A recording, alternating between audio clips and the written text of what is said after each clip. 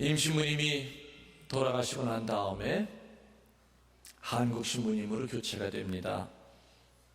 박고안 신부님, 장근구 신부님 이런 분들이 한국 신부님이 사목을 하시다가 6.25가 났어요. 6.25 때 인민군들은 여기가 지대가 높다 보니까 국군과 싸우기가 좋아. 그래서 여기를 먼저 차지합니다. 그래가지고 성당 마당에 인민군 사령부를 설치하고, 이 성당은 뭐로 쓰였느냐, 인민군 장교들 숙소, 회합실로 썼어요. 어느 날, 물론 그때는 의자가 없던 시절입니다. 책상이, 인민군들이 한가운데 앉아가지고 회의를 하고 있었어요. 유리창이 다 닫혀 있었는데 갑자기 성당에서 회오리 바람이 불면서 쓰고 있던 인민군들 모자가 막 하늘로 날아다니기 시작했어요. 이 바람이 이게 어디서 부나 하고서는 고개를 들어서 저 천장을 쳐다보니까 천장 꼭대기에 불덩어리 3개가 막 휘돌면서 바람을 일으키고 있었죠. 마치 뭐와 같이 성령 강림 때 성령이 불의 혀 모양으로 세천 바람을 일으키는 그 형상으로 불덩어리 3개가 막 이 성당 천장에서 막 올라갔다 내려갔다 하면서 바람을 일으키고 있었어요. 우리 신앙인들이 볼 때는 건 분명히 성령의 불이었지만은 무신론자인 인민군 그놈들이 볼 때는 도깨비 불이었어요. 도깨비 불이다 하면서 그냥 회의하다 말고 그냥 오줌을 싸면서 도망을 쳤습니다. 그것도 확실히 싼 거는 확인은 안 되는 사실입니다만 되게 그럴 때는 쌉니다. 아무튼 나가가지고 열흘 동안 도깨비 불 때문에 못 들어오다가 열흘이 지나고 난 다음에야 몰래 이렇게 열어보고 그 성령의 불이 없어진 걸 알고 몰래 들어와서 한쪽에다가 담요를 깔고 잠을 자고 있었어요. 한참 곤히 잠을 자는데 새벽 3시나 됐을까? 갑자기 그냥 꽝 소리가 나는 거야. 얼마나 큰 소리가 나는 거야. 근데 이 소리에도 자는 사람이 있어요. 근데 그런 사람은 자게 내버려 둬야 됩니다. 얼마나 피곤하면 이 소리에도 잡니까? 아, 강적이네 정말. 자게 내버려 두세요. 아무튼 인민군 자다가 꽝 소리가 나가지고 그 소리가 국군이 대포를 쏴가지고 성당이 허물어지는 소리인 줄 알았죠?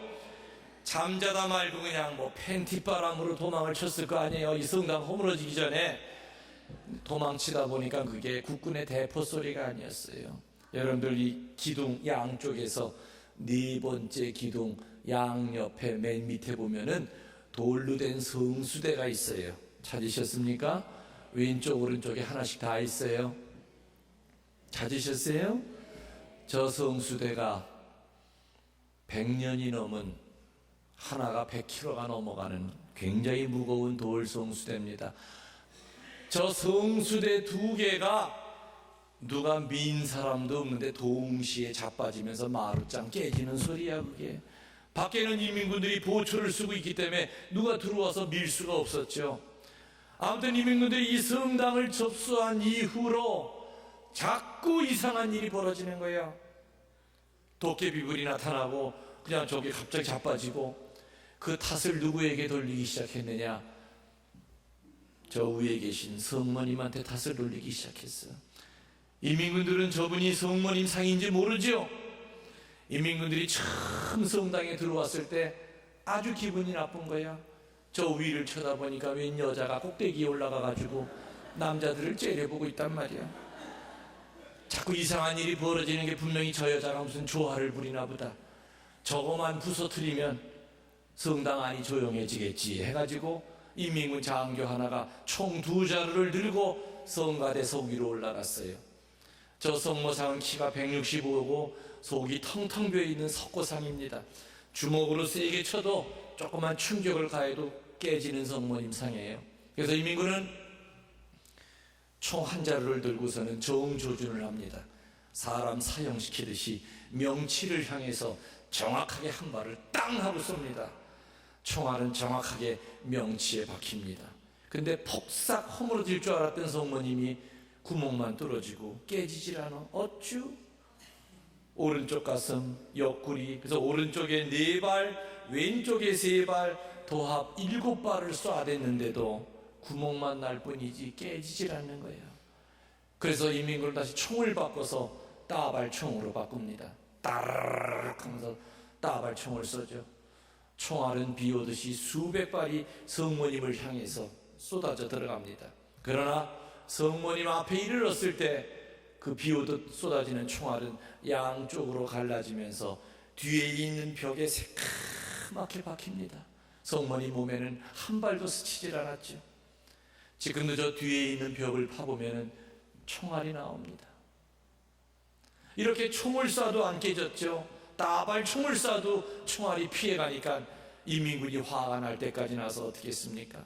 사닥다리를 놓고 기어 올라갑니다. 밧줄을 가지고, 쇠망치를 가지고 성모님 몸에다 밧줄을 걸고 끄집어 내리려고요. 끄집어 내리기 전에 성모님의 얼굴을 박살내려고 쇠망치를 들어서 이 요망한 것 하면서 성모님의 얼굴을 내리치려는 그 순간 상상도 못할 일이 일어난 거예요.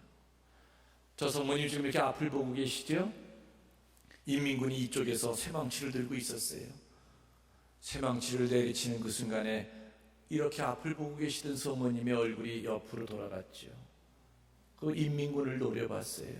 그러면서 저 성모님 눈에서 눈물이 쏟아지기 시작하는데 그 눈물빛이 얼마나 강했던지 망치던 인민군은 그 자리에서 실명해서 밑으로 떨어져 버렸고, 이 밑에서 총 들고 구경하던 인민군들은 얼마나 놀랬겠습니까?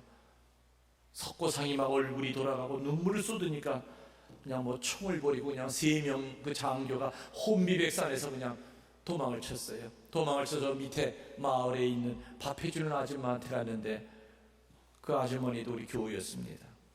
그 아주머니의 증언에 의하면은 인민군들 장교 셋이서 얼굴이 하얘가지고서는 눈이 허옇게 뒤집어져가지고 굴러내려왔대.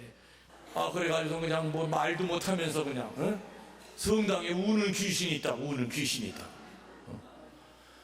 그때 그 사건 이후로 인민군들은 이 성당에 아무도 들어올 수가 없었습니다. 6.25가 끝나갈 무렵 인민군들이 이북으로 퇴각하면서 동네 청년들을 끌고 가려고 하니까 동네 청년들이 성당 안으로 숨었습니다. 이 안에 청년들이 잔뜩 있다는 걸 알았지만 들어올 재간이 있어야죠. 누구 무서워서? 성당 안에 우는 여자 건드리면 큰일 난다. 원래 우는 여자는 무서워요. 저도 우는 여자는 안 건드려. 웃는 여자는 건드려도. 아무튼 저 성당 안에 우는 여자 건드리면 해코지 당한다. 그래서 이 안엔 들어오지 못하고 성당 문고리도 못 만졌다니까. 인민군들이 겁이 나 성당 벽도 못 만졌대요. 그러니까 유리창 밖에 까치발로 고개만 이렇게 턱만 걸쳐놓고서는 나오라고 그랬겠죠. 똥무 나오라우, 똥무 이북 가자우. 청년들이 그걸 쳐다보면서 나오라고 그런다고 나갔겠습니까? 니 나가유, 때려 죽여도 못 가유, 그랬겠죠. 그래서 이 성당 안에 숨어있던 30여 명의 동네 청년들은 한 사람도 끌려가는 사람이 없었어요. 그때 그분들이 살아남아서 지금 80대 노인네들이에요. 그때를 증언하고 있죠. 신부님, 그때 생각하면 그건 정말 기적입니다.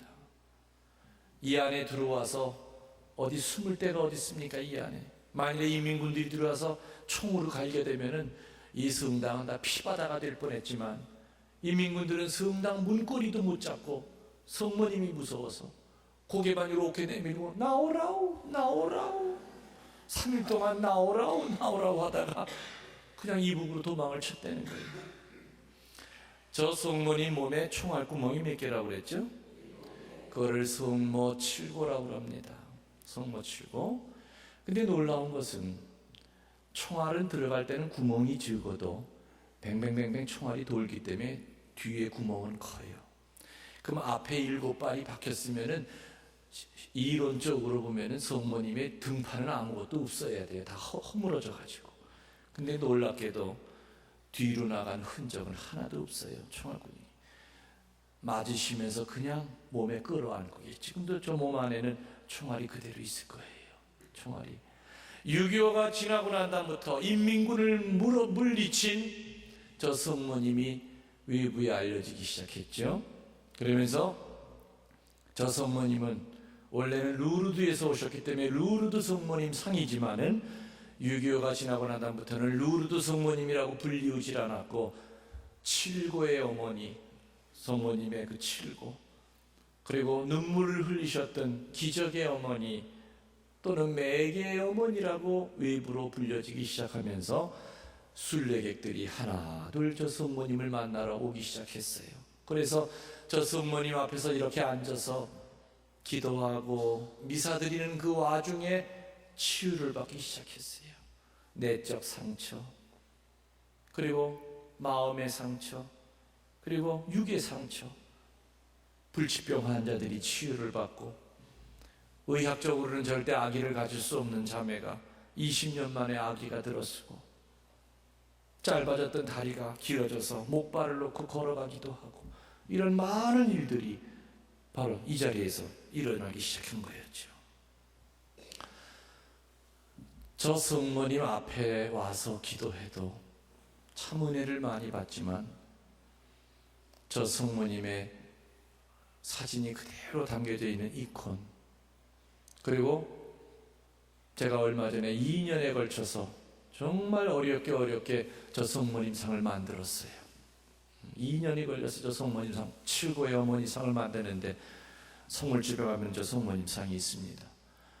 지금 만든 지 한 달이 돼서 한 500개 정도가 전국으로 퍼졌는데, 순례 오셨던 분들이 저 매개 성모님을 모셔가고 난 다음에도 많은 기적이 일어났다고 저에게 전화가 오고 이메일이 옵니다.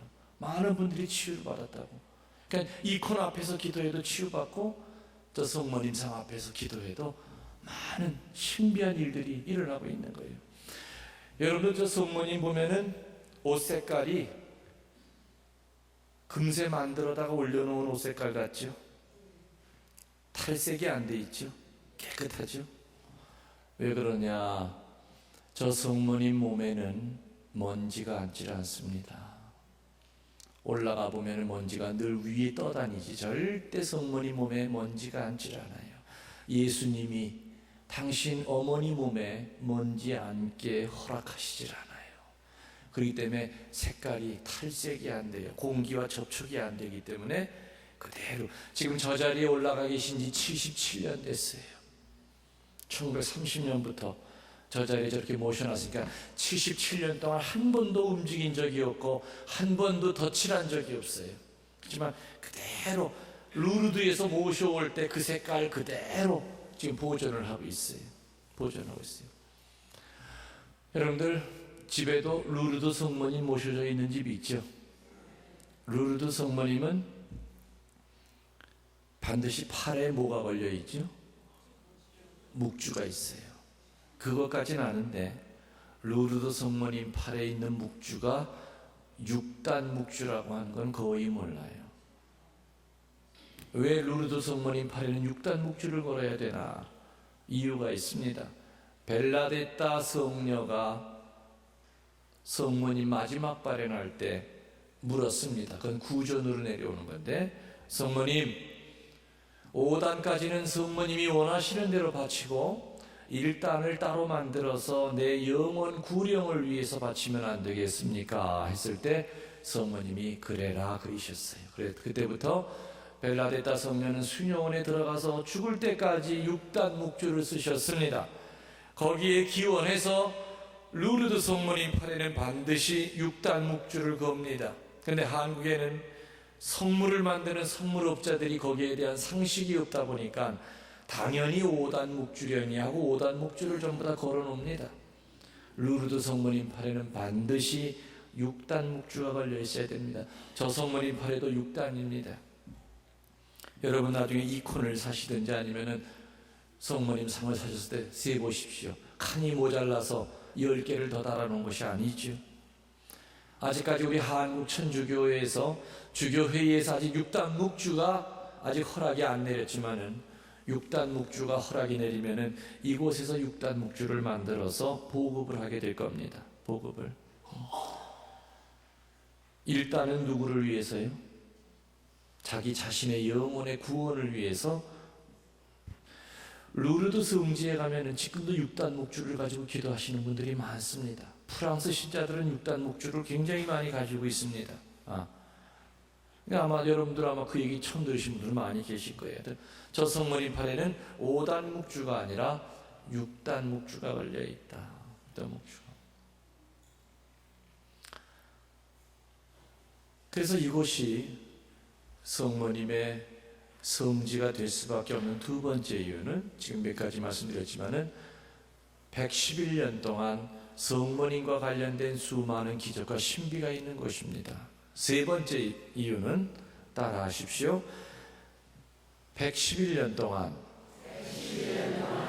한국에서 가장 많은 사제 수도자가 나온 곳입니다. 두 번째가 어디냐? 합덕입니다. 세 번째가 수원의 왕림입니다. 네 번째가 공셀입니다. 그만큼 충청도는 성소자들이 많이 나오는데, 하긴 뭐 김대원 신부님, 최영하 신부님 전부 다 충청도 사람이죠. 여러분들 여기는요, 시도 아닙니다. 읍도 아닙니다. 여기는 감곡면입니다. 이 조그만 면에서 한국에서 사제 수도자가 제일 많이 나왔다고 한다면은 이곳은 기가 센 데입니까? 약한 데입니까? 그렇죠. 기가 세니까는 사제 수도자 나오는 거예요. 그럼 기가 센 곳에서 본당 신부하기 쉽겠소? 어렵겠소? 짐작하건대 만만치 않겠죠? 하긴 뭐 다 다 아들이 신부고 딸이 수녀니까 어디 만만한 신자가 있어야지. 작년 10월 달 정도 됐는데 사제관에서 요 밑에 내려다 봤더니 아주 근사한 고급 차 한 대가 미끄러져 들어옵니다. 야, 우리 성지에 저렇게 좋은 차가 다 들어오다니. 나는 무슨 재벌 회장님이 술 내려오셨는 줄 알았어. 기사가 내리더니 뒷문까지 열어주면서 딱 서 있는 거예요. 얼마나 높은 분이 있겠어요, 그 안에. 그래서 사제가 2층에서 이렇게 쳐다보고 있었죠. 근데 딱 내리는데 보니까 세상에 스님이 한 분이 내리는 거예요. 그 스님이 그렇게 좋은 차 타는 줄 몰랐어요. 그 스님이 딱 내려가지고서는 동서남북을 딱 둘러보더니 고개를 끄덕끄덕거리시더니 사제관을 물어 올라옵니다. 그 사제관 초인종을 눌러서 내려갔더니 신부님, 지나가는 노승이 올시다. 차 한잔 얻어 먹을까 해서 왔소. 들어오시오. 그랬죠.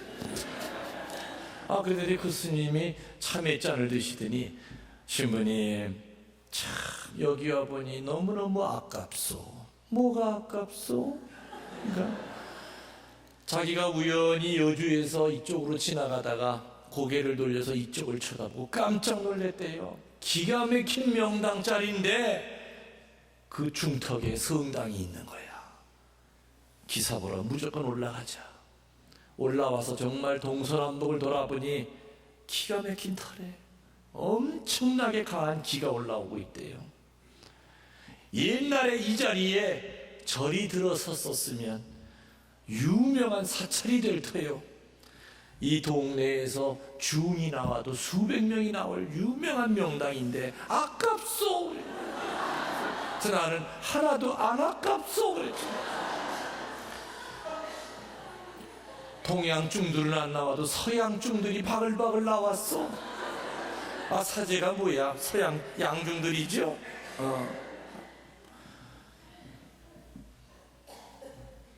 이 감국에는요, 물론 개신교가 저쪽에 한두 개는 이렇게 있지만은 거의 개신교가 딴 동네보다는 없는 편이에요. 개신교가 들어오지를 못해요. 엄청 여기는. 그러니까 이쪽으로 뭔가 이렇게 전교를 하고 싶어도 이게 안 된대요. 작년 가을에 요 바로 밑에 집에 이렇게 내려다봤더니 세상에 대나무 하나가 쫙 올라오면서 거기 빨간 깃발이 묶여 있어. 그 뭐 표시요? 무당집 표시야.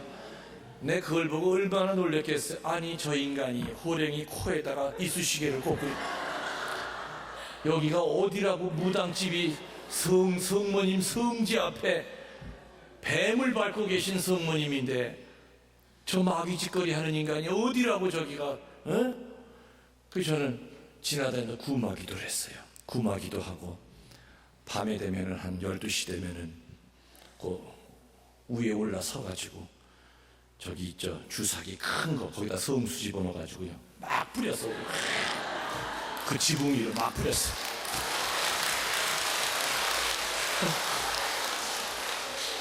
그냥 주사기가 쫙쫙 그냥 성수가 그냥 주사기를 통해서 그냥 무당집 그냥 유리창으로 그냥 뭐 지붕 위로 막 떨어지는 거예요.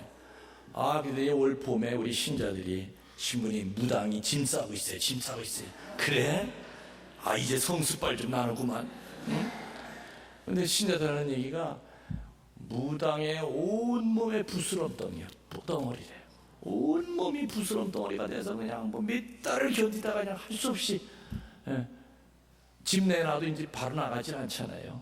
그냥 도망 여기다 나 죽겠다고 밤마다 꿈에 뭐가 그냥 벼락을 맞는 꿈을 꾼다는 거예요. 하긴 내가 밤마다 성수 뿌렸으니까 지가 벼락을 맞았지. 성수 벼락을 맞긴 맞았지 지가.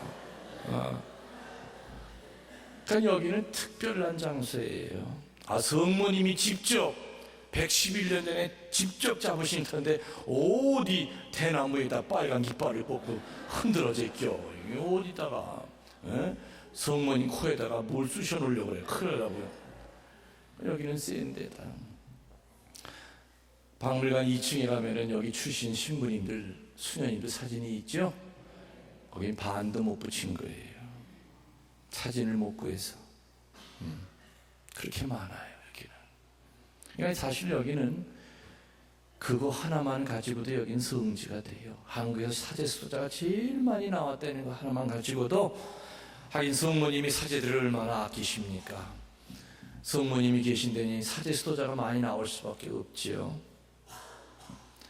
네 번째 왜 여기가 성모순례지일까요? 따라 하십시오. 한국 최초의 성체대회가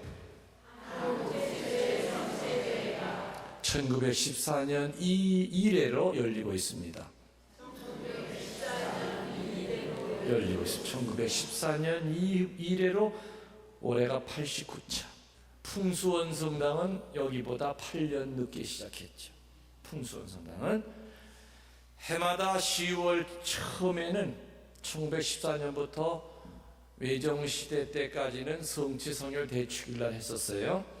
근데 그때가 한참 농부들이 바쁠 때야. 그래가지고 10월 7일로 옮겼었어요. 로사리오 입헌당 설립일로. 근데 또 10월 7일로 하다 보니까 10월 7일이 일요일이 겹칠 때가 있고 월요일이 겹칠 때가 있어요. 그러니까 신부님들이 못 오는 거야 일요일날. 그래서 3년 전부터는 어떻게 했느냐, 10월 7일을 앞둔 목요일, 무슨 일인지 아시죠? 10월 7일을 앞둔 목요일을 항상 성체대회로 하고 있어요. 그래서 올해는 10월 4일이 됩니다. 10월 4일. 임신부님의 영성이면서 우리 교회의 영성은 뭐냐? 두 가지예요. 성체와 성모신심. 교회 중심에는 성체가 계셔야 돼요. 그리고 성체를 둘러싸고 있는 울타리가 뭐냐? 성모신심이에요. 아셨죠? 그래서 성모신심은 있는데 성체가 없는 교회가 천주교가 아니듯이, 마찬가지로 성체는 있는데 성모신심이 없는 교회도 천주교가 아니에요. 작년에는 성체 대회를 하면서 성모순례지 선포식이 있었어요. 작년에 5,000명이 왔는데 여러분들 놀라지 마세요. 5,000명을 다 밥을 헤매긴 거 아세요? 대단하죠? 처음에 여기 우리 본당 교우들에게 우리 밥 해줍시다 하니까 여기 본당 신자들이 신부님 이 성당 100년이 넘었어도 2,000명까지가 한계입니다. 2,000명 이상은 밥 못합니다. 전 그랬어요. 2,000명 해 먹였으면 5,000명도 해 먹일 수 있다. 그래가지고 밥 종류는 묵밥으로 하자. 묵밥 아세요? 충남에도 묵밥 먹습니까? 경상도 전라도 쪽은 묵밥이 없습니다. 묵을 썰어가지고 육수 집어넣고 깨놓고 밥 이렇게 얹혀서 그 웰빙 음식이죠. 이쪽에는 충북 경기도 쪽에는 묵밥이 아주 유명해요. 너무너무 맛있어요. 그래서 그날 여기 매개 중고등학교 전체를 휴교를 시키고 운동장 전체가 다 식당으로 변해가지고 할머니들은 밤새 5,000명 먹일 묵을 쓸었어요. 말이 5,000명이죠. 그래서 그 다음날 한 사람도 못 먹고 가는 사람이 없이 2그릇, 3그릇씩 묵밥을 먹여서 아주 묵사발을 했어요.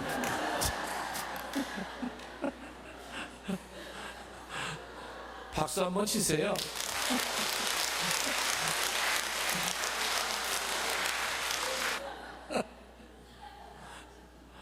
묵밥 맛있죠? 맛있어요. 5번째, 마지막으로 왜 여기가 성모 순례지일까요? 따라하십시오. 그러므로 은총과 치유의 빛이 강한 곳입니다.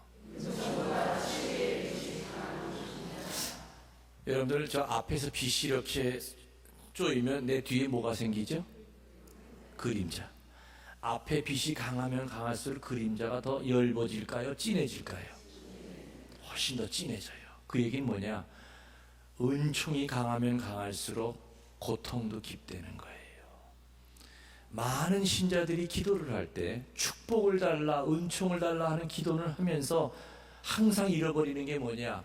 은총과 같이 올 십자가를 담대하게 견딜 수 있는 힘을 달라는 기도를 안 해요. 빛이 강하면 어둠도 당연히 그건 깊을 수밖에 없어요. 그 얘기는 뭐냐? 풀이하면은 이 감곡 성모님 성지는 다른 어느 데보다도 빛이 강하죠. 그렇기 때문에 어둠도 깊은 데예요. 더 풀이한다면 일반 성당에는 전담 마귀가 300마리씩 있대요. 큰 성당은 500마리까지 있대요. 근데 성지에는 3,000마리가 있대. 3,000마리. 왜냐? 이 성당, 이 성지를 망가뜨려서 성지에 대한 소문이 더럽게 나야만 순례자들의 발길이 끊어져요. 왜냐? 이곳에 와서 성모님을 알고 치유를 받고 돌아갈 때마다 그게 못마땅해서 발을 동동 굴르는 놈들이 누구예요? 마귀들이야. 그러니까 마귀는 어떻게 쓰든지 이 성지를 깨트리기 위해서 신부를 갖고 흔들고 수도자를 갖고 잡아 흔들고 사제와 신자 사이를 이간질을 시켜요. 이간질시켜요. 제가 2년 전에 딱 2년 됐어요. 여기 온 지 2년 됐는데 뭐 이게 뭐 성모님의 성지인지 마귀 소굴인지 구별이 안 될 정도로 그간 뭐 아주 그냥 뭐 엉망 뒤죽박죽이 된 거예요. 성모님이 얼마나 마음이 아프셨겠어요. 저도 뭐 참 여기 와서 막막합니다. 어떻게 살아야 될지, 빚은 어떻게 갚아야 될지. 이자가 1년에 2억 4천이야. 매달 이자를 2천만 원씩을 만들어내야 되는 거예요. 주변이면 내가 뭐 발이 넓으니까 나 데려다 놓으면 여기저기서 돈 싸들고 올 줄 알았지만 그건 별개의 문제죠. 저도 고민하다가 결정을 내렸어요. 나도 밤중에 도망가자. 그 방법밖에 없다. 그럼 주변이 와서 해결하시라고 해야 되겠다. 1년에 2억, 이자 2억 4천을 어떻게 만들어요? 그래서 저 혼자서 이렇게 분신 가운데 한 달을 보내면서 체중이 한 6kg가 빠집니다. 고민을 하니까. 근데 어느 날 갑자기 성령이 나를 치시는데 성령의 목소리를 들었어요. 내 귀에 어떤 소리가 들리냐? 이놈아, 너는 걱정만 하지 기도를 안 하는구나. 뒤돌아보니 한 달 내내 걱정만 했지 기도를 한 번도 한 적이 없는 거예요. 여러분들, 걱정이 기도예요, 아니에요? 아니야. 걱정하면 마귀가 치고 들어오지만 기도하면은 기적이 일어나. 맞아. 내가 피정 다니면서 어렵고 힘들 때 기도하라고 가르쳤건만 지금 내가 걱정만 한 달 동안 하면 허송세월을 보냈구나. 기도 시작하자 해가지고 철야 기도를 혼자서 하기 시작했어요. 한 열흘이 됐는데 분명히 환청은 아닌데 무언가 이렇게 제 마음속에 어떤 소리가 들렸어요. 내 자식 300명 모아다오 하는 소리가 들렸어요. 이게 뭔 소리일까? 그 소리를 듣고 이게 뭔 소리인지 정말 궁금했었죠, 그 다음날. 근데 어느 자매가 저에게 그러셨어요. 서울에서 전화가 왔는데, 신부님, 지금 그 성모님 성지 어둠에 쌓여 있는데 열심한 성모님 사랑하는 사람 300명이면 다 해결되겠네요. 그래. 그게 무슨 말이에요? 아니, 한국 땅에 성모님 사랑하는 사람 찾으면 300명 못 찾아내겠어요? 거기 좀 빚이 30억이 된다며요? 예, 맞아요. 그럼 제가 1번 하겠어요. 1,000만 원 입금시키고 전화드리는 겁니다. 그게 바로 그 뜻이었던 거예요. 300 천사가 나타나면은 여기가 해결이 되는 거예요. 저는 그때 그냥 희망을 얻어서 외부 피정 나갈 때, 또 순례자들이 올 때 우리 300 천사가 되자고. 기적이 일어납니다. 매일같이 천사 한 명씩이 들어오는 거예요. 또 2달 만에 6억을 갖고 1년 만에 22억을 갖고 지금 25억까지 갚았어요. 이제 한 5억 정도 남았어요. 매달 1억, 거의 2억씩을 갚아나간 거예요. 이거 기적이죠. 제 능력은 1%도 없어요. 주교님이 그 얘기를 듣고 전화가 오셨죠. 신부님, 이게 어찌 된 일입니까? 신부님 거기 보낼 때 이자만 막아달라고 보내는데 어떻게 25억을 갚습니까? 저는 긴 말 안 하고 딱 한마디만 했어요. 주교님에게. 주교님, 여기 와 보니까요, 성모님 계신 데가 맞아요. 김신부 능력은 1%도 없습니다. 다 성모님이 천사들 데려다주고 이 성지 당신이 직접 나서셔서 지금 정리하고 계세요. 살리고 계세요. 여기 성모님 계신 데 맞아요.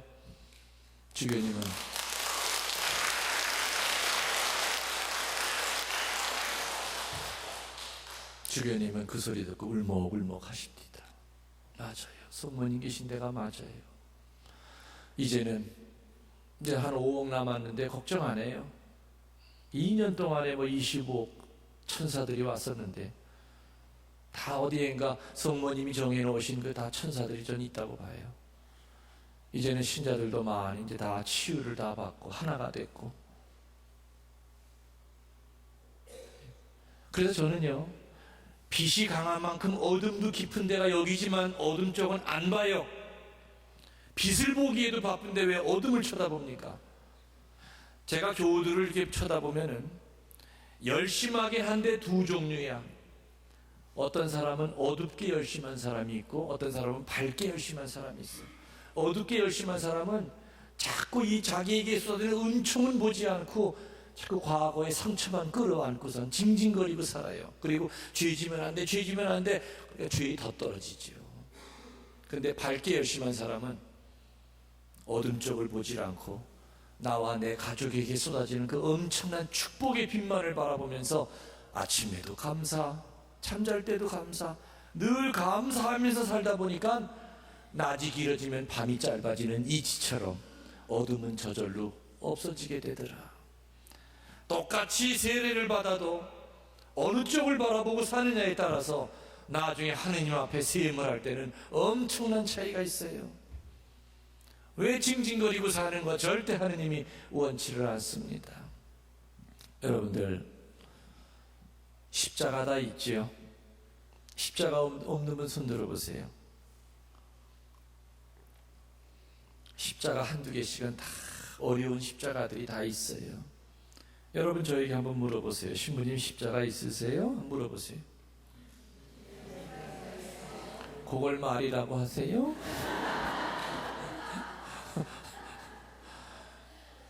사제는 사제대로 또 십자가가 있죠. 저는 이제 내년 5월이면 이제 은경축이에요. 신부가 된 지 이제 25년이 내 사제 서품일이 5월 14일이니까 내년에 이제 은경축인데 하다 보니까 신부 생활 25년이 다 돼가고 있는데 참 25년 동안을 뒤돌아보면은 어느 한 해도 편하게 지나간 해가 하나도 없었어요. 산전, 수전, 지상전, 공중전, 최근에는 화생방전까지 다 겪었어요. 여러분이 저보면 되게 건강해 보이는 것 같지만 저는 병구대기예요. 종합병원이에요. 하루에 먹는 약도 무지하게 많아요. 고혈압은 집안 대대로 내려오는 내력이죠. 또 턱이 빠져서 늘 말을 안 할 때 잠잘 때 입안에다가 이 기계를 끼고 또 살아야 돼요. 그리고 또 18년 전에 수술하다 수혈을 잘못 받아가지고 또 C형 간염이 또 내 몸 안에 들어왔어요. 몇 개월에 한 번씩 가서 검사해도 1년에 2번씩 조직 검사해야 돼요. 또 C형 중에서 제일 악성 C형이 저한테 들어왔어요. 늘 만성 피론 때문에 아주 힘들죠. 워낙 체력이 강한 사람이니까 그래도 이렇게 과로해도 견디고 사는 거죠. 전 너무너무 억울했어요. 그 수혈 받을 때 그 C형 간염이 들어왔다는 어디서 항의도 못하고 나한테 그 피를 넣어준 의사도 그렇게 원망스러웠고 더구나 내 몸 안에 C형 바이러스가 흘러다닌다는 거 생각하면 아주 그냥 너무너무 자존심이 상한 거였어요. 그때 비슷한 병에 걸렸던 사람들은 다 죽었어요. 나 혼자 살아남아 있는데 바이러스를 얼마나 저주하고 원망했는지 몰라요. 그러던 어느 날 3년 전에 샤워를 하다가 갑자기 어떤 생각이 들었느냐. 잘못된 수혈로 이 바이러스가 내 몸의 일부가 된 지 15년이 흘렀는데 아직까지도 한 번도 통성명을 한 적이 없는 거예요. 인사를 나눠본 적이 없어. 그래서 그날 처음으로 바이러스와 인사를 나눴어요. 바이러스야, 내 너 15년 동안 원망한 거 용서해다오. 오늘부로 너 내 삶의 일부로 내가 인정을 할게. 그리고 내가 너 저주하고 욕한 거 상처받았으면 용서해다오. 그리고 나도 너에게 부탁이 있다. 나도 사제로서 조금 더 살아야 될 것 같아. 나 조금만 좀 더 살게 해주면 안 되겠니? 저는 그날 참 많이 혼자 울었어요. 그리고 바이러스를 사랑한다고 그랬어요. 그때부터 저는 마음이 그렇게 자유로울 수가 없었어. 한 달 있다가 조직검사를 하러 갔죠. 의사가 조직검사 결과를 보더니 신부님 이거 어떻게 된 겁니까? 왜요?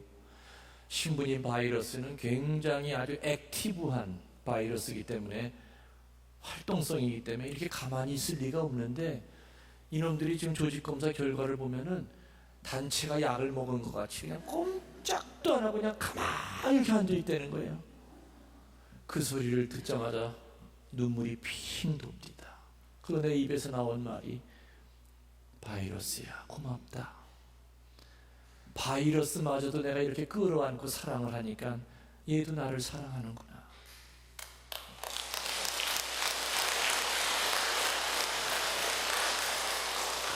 여러분들, 십자가는 지는 게 아니라 끌어안는 거예요. 지려고 하니까 자꾸 자빠지고 힘들고 못 일어나죠? 없애지 못할 것은 끌어안으세요. 여러분 삶의 일부로 인정하세요. 아까 내가 기적은 언제 일어난다고 그랬습니까? 내가 애착하는 것의 마지막 한 조각을 포기할 때. 저는 지금 바이러스와 친구예요. 저는 혼자서 중얼중얼 대면서 어떨 때 피곤할 때 바이러스야, 내가 오늘 하루 종일 피정을 시켰는데 너 좀 오늘 신경 쓰였지? 여러분의 십자가가 천국 가는 하나의 지름길이 될 수 있다는 거죠. 바이러스 가지고도 남 살 만큼 살면 되는 거예요. 그렇죠? 암을 가지고도 다른 것으로 전이 안 되고 남 살 만큼 살면 되는 거예요. 저는 15년 동안을 내 몸을 저주했어요. 내 이 더러운 피를, 바이러스를 가지고 있는 피를, 그 의사를 저주했고 간호사를 저주했어요. 15년 만에 내 바이러스가 화해했어요. 그 내 삶의 일부를 끌어안고 암도 사랑하면은 암도 우리를 사랑해줘요. 암을 없앨 것이 아니라 암에게도 감사하세요. 내 몸의 일부라고 생각하세요. 그럼 그때부터 암은 스스로 알아서 줄어들기 시작하고 치유되기 시작해요. 무슨 얘기인지 이해 가시죠? 은총이 깊으면 어둠도 깊어요. 그러나 우리들 어둠 쪽을 바라보지 맙시다. 나와 내 가족, 우리 본당에 쏟아지는 폭포수 같은 은혜를 먼저 생각하시고, 자꾸 불평 불만이 입에서 나오려고 하더라도 그것이 분심이 돼서 교회 공동체를 자꾸 분열시킬지라도 단호하게 구마기도 하면서 물리치세요. 오늘 여러분들은 이곳에 와서 새털같이 많은 날이지만 오늘은 특별한 하루를 보내고 가시는 겁니다. 성모님이 계시고 성모님이 지켜보시는 가운데 미사를 드렸고 성체를 영했고, 그리고 또 성모님의 산을 한 바퀴 돌고 임신부님의 여러 가지 유물을 보셨고, 오늘 사제 입술을 통해서 지금 많은 치유를 다 받으셨어요.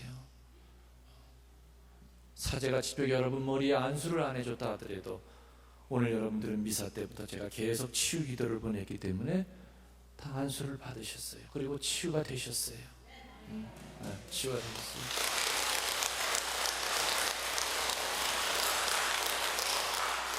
치유 중에서 가장 중요한 치유는 육의 치유가 아니라 영의 치유. 영이 치유가 되면 육은 저절로 따라서 주시는 하느님의 보너스 선물이라고 그랬어요.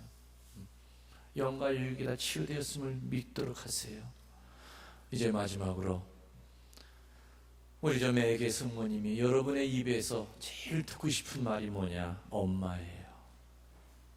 여러분들 엄마 집에 오셨잖아요? 엄마 불러야죠. 엄마 불러야 돼요. 어머니와 엄마는 다른 거 아시죠? 어머니는 늘 어려운 분이에요. 그래서 며느리는 죽었다 깨도 시어머니한테 엄마 소리 못 하잖아요. 성모님은 어머니 소리가 듣고 싶으니까 엄마 소리를 듣고 싶으세요. 그 앞에 앉아서 엉엉 울어도 부끄럽지 않고 말을 놔도 편하고, 때로는 언니 같고 때로는 친구 같은 그 엄마, 그 치맛자락 잡고 매달리면은 입에 있는 것까지 다 빼줘서 자식 살리려고 하는 그 엄마, 성모님은 그런 분이세요. 한국 땅에 이런 성모님의 성지가 있다는 것이 우리가 얼마나 큰 축복입니까? 거룩한 사제 임신부님을 써서 성모님께서 이 터를 잡으신 지 111년 110년 만에 성모님의 성지로 선포가 됐죠. 성지는 역사 안에 묻어놔야 돼요. 역사 안에 그 징표가 드러나야 되는 것이죠. 자, 우리 이제 다 일어나서 성모님께 엄마 하고 3번 크게 부르도록 합시다. 하나 둘 셋 하면은 3번 부르실 겁니다. 하나 둘 셋. 엄마!